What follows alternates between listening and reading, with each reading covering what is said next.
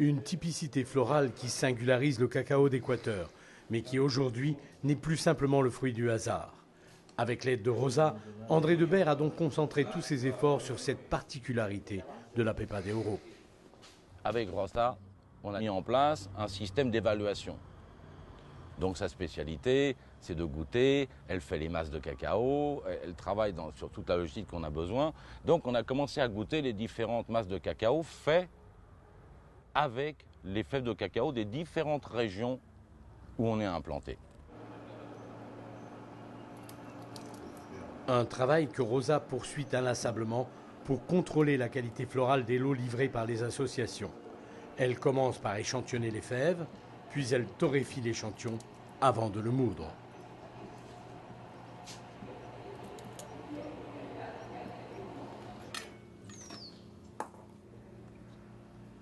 Ce moulin va me donner la finesse nécessaire pour goûter l'échantillon.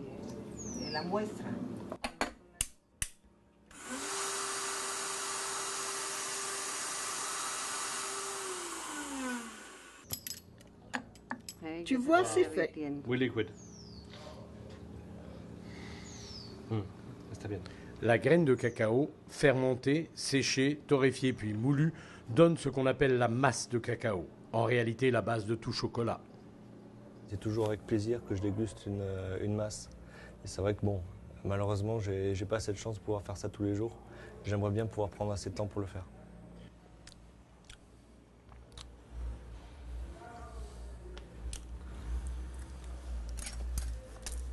Non, c'est vraiment un goût intéressant, muy intensif.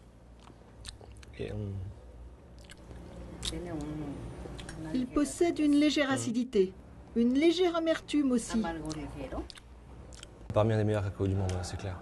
Là, on a un échantillon qui est vraiment très intéressant. On a un goût floral qui est vraiment très bien développé, qu'on trouve rarement sur des lots de cacao. Donc là, sur l'Équateur, on a vraiment un programme qui donne vraiment tout ce qu'on attendait au niveau qualitatif. Ce matin, André Debert emmène Patrick Poirier à San José del Tambo. À 3 heures de route de Guayaquil, au pied de la cordillère des Andes, ce petit village de producteurs était, il y a 5 ans encore, presque totalement isolé. Délaissé par les paysans qui ne trouvaient plus de débouchés pour leur cacao, le village se dépeuplait et les plantations étaient abandonnées. C'est là qu'André Debert, en 2001, avait décidé de sa première implantation. À l'association des producteurs du village, il avait monté les premières installations de fermentation et de séchage du cacao. Le gérant de la coopérative, Hector Sacoto, accueille fièrement André et ses invités avec des chiffres éloquents. Nous sommes actuellement 143 agriculteurs et il y en a 100 qui veulent nous rejoindre. En surface, cela fait 1685 hectares de cacao certifiés bio et 830 hectares qui seront certifiés en 2007. Direction les installations de fermentation des fèves, une étape cruciale dans la délicate élaboration du cacao. Et donc ici, vous fermentez combien de jours? On ne fermente que 4 jours ici. C'est le seul pays au monde où on peut permettre de fermenter que le cacao 4 jours. Quand on a commencé le programme, on a fait des essais pour savoir, puisque normalement, c'est 6 jours. Minimum 6 jours, Voilà, en moyenne c'est 6 jours. C'est clair qu'à 5 et 6 jours, les caractéristiques aromatiques florales de cacao d'Équateur disparaissent. D'accord. Donc en fait, c'est un cacao qui ne doit pas être trop surfermenté pour ne pas éteindre les paramètres floraux et aromatiques. Et c'est une des raisons qui a amené à centraliser la fermentation et le séchage du cacao dans les coopératives. Là, c'est un début de fermentation, c'est les 2 premiers jours. On voit que les fèves sont belles, sont grosses. Le cacao un peu chaud, c'est normal, et ça sent bon surtout. Une très bonne odeur, donc ça devrait donner un joli produit. Au bout de 2 jours, ils sortent de la première caisse, ils descendent dans la deuxième caisse, et c'est à ce moment-là que la phase de transformation de l'alcool en acide acétique se fait, et que la montée de température se fait. Car les fèves de cacao sont restées 2 jours à l'abri de l'air dans la première caisse. Le temps de ce qu'on appelle la fermentation alcoolique. Voilà, Patrick, Don Benjamin, Quand je suis arrivé pour la première fois en Équateur pour mettre en place ce programme, en 2001, la première association de producteurs où je suis venu, c'est ici. Et le président, c'était Don Benjamin. Et depuis, il y a eu un gros travail de fait, parce que pour créer une dynamique collective dans cette région, c'était très difficile. Et il a fait partie, effectivement, des producteurs qui se sont vraiment investis fortement pour la mise en place de tout ce qu'on a pu faire ici depuis, quoi. Nous sommes partis de zéro. Mais maintenant, voyez comme nous avons réussi. Avec votre aide, nous avons construit des préaux, des étendeurs escamotables. Nous avons aussi construit le grand séchoir, là-bas, de 8 mètres par 3. Et encore un autre séchoir. On en a 2 maintenant.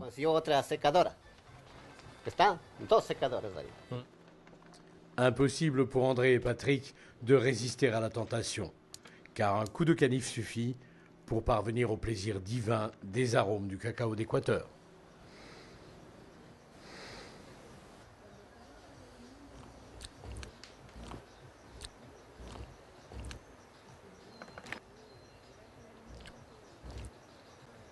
Non, t'as un bel arôme floral. Ouais. Avec ces installations de fermentation et de séchage centralisées, les producteurs ont été soulagés d'une partie lourde et coûteuse de leur travail. Et avec le cacao fraîchement récolté, payé à un cours bien supérieur aux cours normaux du marché, ces producteurs peuvent maintenant investir dans l'entretien et le développement de leur plantation. C'est ce qui a permis de relever considérablement leur niveau de vie, à commencer par l'éducation des enfants. Les parents de ces enfants travaillent tous dans la production du cacao. C'est ce qui fait vivre notre village. Tous les enfants viennent maintenant à l'école. C'est l'aide technique apportée aux producteurs qui est à l'origine du changement.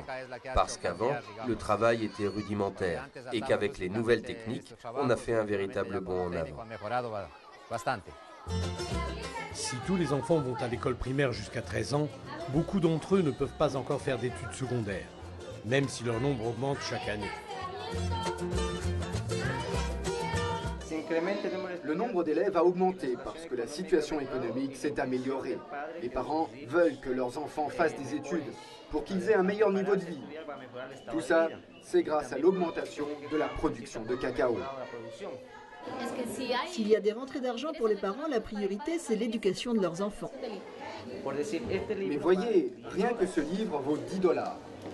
Souvenez-vous, c'était au cours le plus haut la valeur de ce sac de cacao. 10 $. Et des livres, il faut qu'ils en achètent 3, tous au même prix. Sciences naturelles, sciences sociales et langues. Ça fait déjà 30 $. Plus le prix de l'inscription. Oui, la participation. L'État ne nous donne aucune subvention. Chaque famille paye 25 $ l'inscription par an. L'école est chère, mais la santé ne l'est pas moins. Car en Équateur, la sécurité sociale n'existe pas. Seuls les enfants de moins de 4 ans et les femmes enceintes ont droit à des médicaments gratuits. À San José del Tambo, le médecin ne demande toujours que 5 $ pour une consultation. Cela fait 3 ans que la situation économique s'améliore grâce au cacao. Les gens se soignent davantage et font plus attention à leur santé pour pouvoir travailler. J'étais la première à m'établir ici comme médecin et maintenant j'ai ouvert une pharmacie. Car jusqu'à présent, il n'y avait aucun endroit où trouver des médicaments. Je ne pouvais quand même pas envoyer mes malades chercher des médicaments à Babahoyo, à 1h30 d'ici. Là-bas, un médecin demande 20 ou 30 $ par consultation. Ici, je pense que ça reste très raisonnable.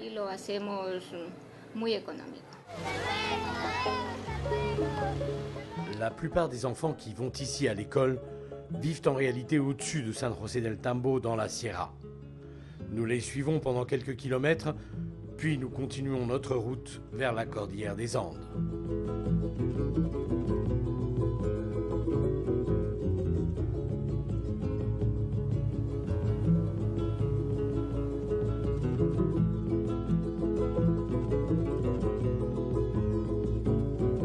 Nous sommes bientôt au-dessus des nuages de la vallée. Là, il n'y a plus de plantation de cacao car les cacaoyers meurent de froid au-dessus de 800 mètres d'altitude.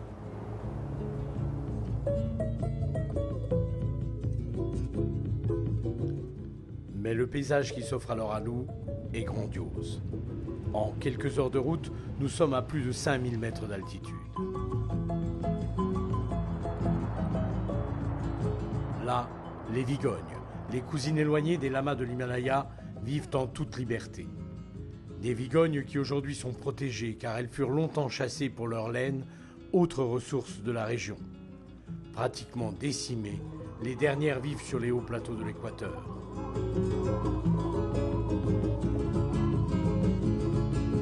Au détour du chemin, le Chimborazo, le plus haut des volcans en activité de l'Équateur, apparaît enfin avec sa calotte glaciaire qui culmine à 6310 mètres.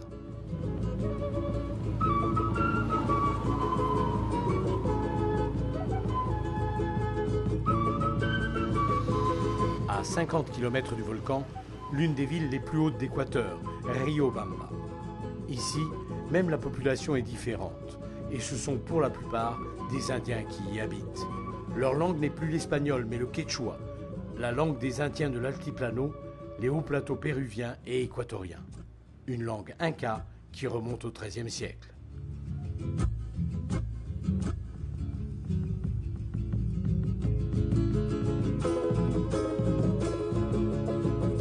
Dans les années 70, la population était ici plus importante que sur la côte. Une situation qui, avec l'exode vers les villes, s'est largement inversée depuis cette époque. Hier, c'était les légumes et l'élevage qui faisaient vivre cette région, car ils nourrissaient les vallées et Guayaquil. Aujourd'hui, le tourisme seul permet aux habitants de survivre ici.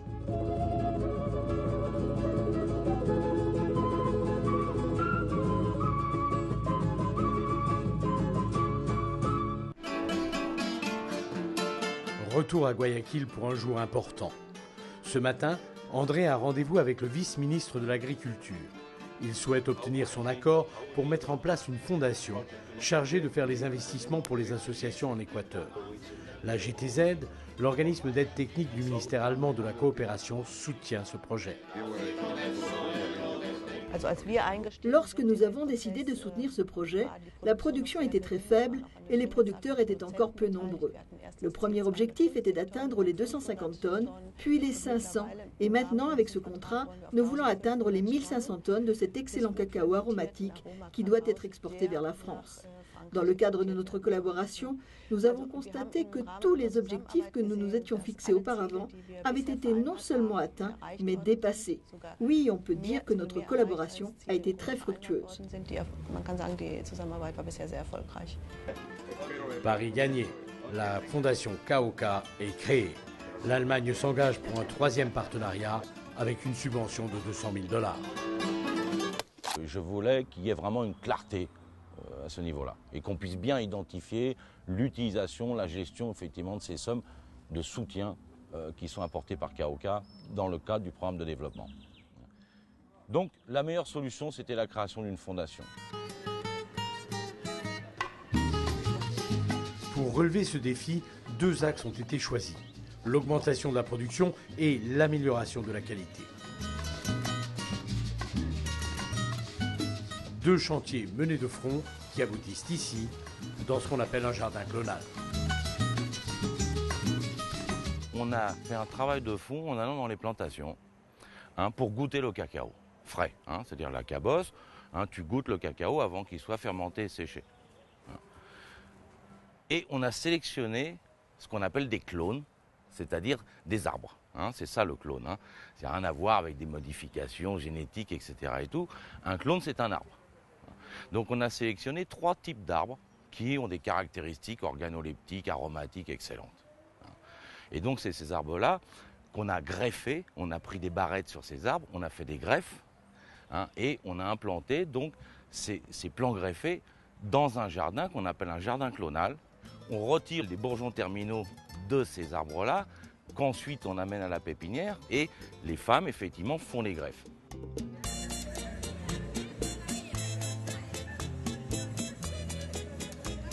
Il nous semblait que c'était très intéressant de créer des micro-entreprises pour les femmes, des agriculteurs, pour créer effectivement une dynamique sur le plan de l'activité sociale du village ou de la coopérative.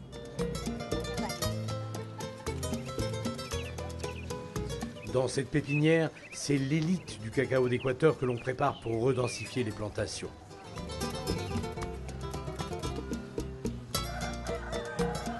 Chaque plant, issu d'une greffe du jardin clonal, est un futur arbre à cacao national, qui produira d'ici à 5 ou 6 ans la Pepa de Oro. Mais ces plants sont d'une telle qualité que l'on a parfois d'étonnantes surprises.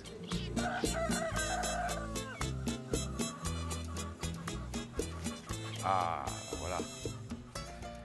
Voilà un plaisir à regarder. Un plant de 2 ans qui fait déjà des cabosses de cette taille, c'est assez extraordinaire. Normalement, il faut attendre 5 ans avant qu'il produise. Là, ça fait 2 ans. Simplement, il est déjà en production. Donc, ça veut dire qu'il est très précoce. Donc, le retour sur l'investissement pour le producteur va être excellent. Donc, on n'a que le plaisir. On ne peut pas faire mieux, quoi. Ça, c'est l'avenir.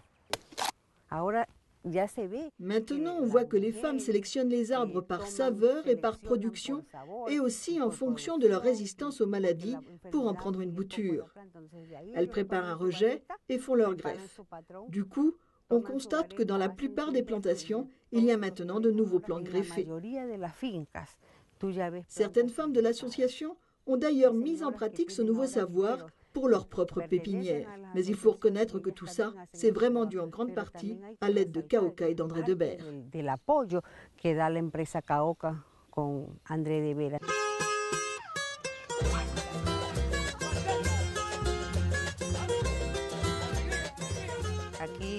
Voilà notre amie, on va vous montrer.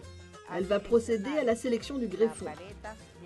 Là, elle fait une entaille dans la tige de ce jeune plant en prenant bien soin d'aller jusqu'au cœur du bois.